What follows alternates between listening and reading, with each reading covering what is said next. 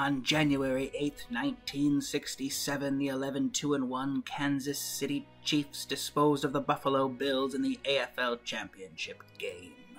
On the same day, in a first-of-its-kind doubleheader, the 12-2 Green Bay Packers defeated the Dallas Cowboys 34-27 in the NFL Championship contest. The victors had a date for the first-ever AFL-NFL World Championship game, which would later become known as the Super Bowl. Super Bowl I, played January 15th, 1967. Los Angeles Memorial Coliseum, Los Angeles, California.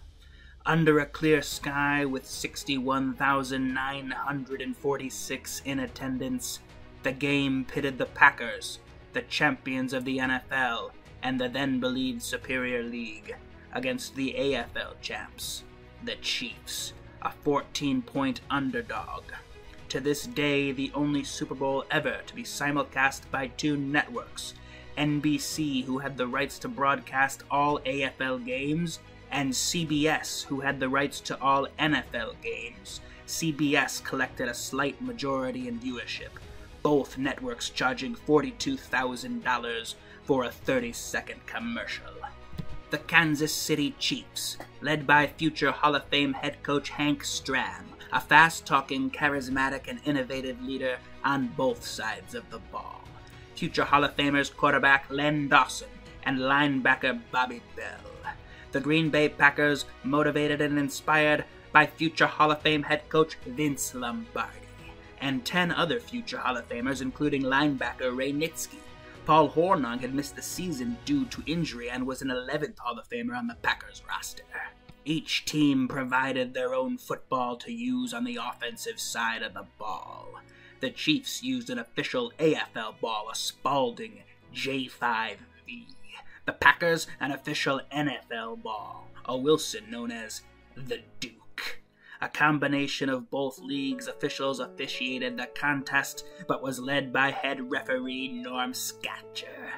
There was a lot at stake. $15,000 ahead to the winning team's players, and $7,500 to the losing team's players. Considerable pay, even in defeat. After each team punted on their opening possession, the Green Bay Packers capped off an 80-yard, 6-play drive on a 37-yard touchdown reception by Max McGee, a substitute wide receiver filling in for an injured starter, Boyd Doler, who was knocked out of the game earlier in that very drive. The ball was thrown slightly behind McGee, and in one of the most photogenic moments of the Super Bowl, he made a one-handed catch and easily made it into the end zone. Max McGee had only 4 receptions for 91 yards and a touchdown in the regular season, numbers that he would surpass in this single game. The Chiefs played hard and outgained the Packers by 15 yards when the halftime whistle blew. The score was 14-10, Packers.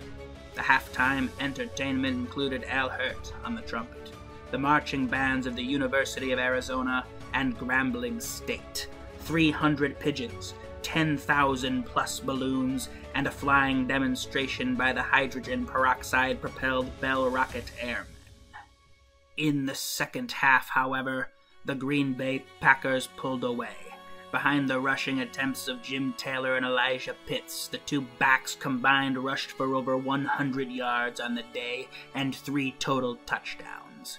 Kansas City Chief quarterback Len Dawson finished the afternoon 16 of 27 for 211 yards through the air, 1 touchdown, and 1 costly interception. The Chiefs' top 3 running backs, all in the top 10 in rushing during the AFL regular season, couldn't reach a combined 50 yards on the ground. The Chiefs did not score a single point in the second half.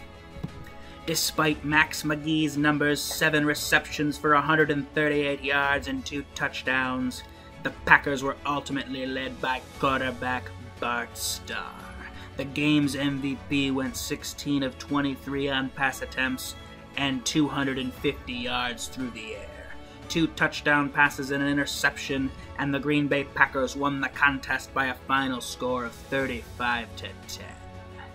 Vince Lombardi wins the AFL-NFL championship game, retroactively named the Super Bowl, and ultimately wins what will later be named after him, the Vince Lombardi Trophy.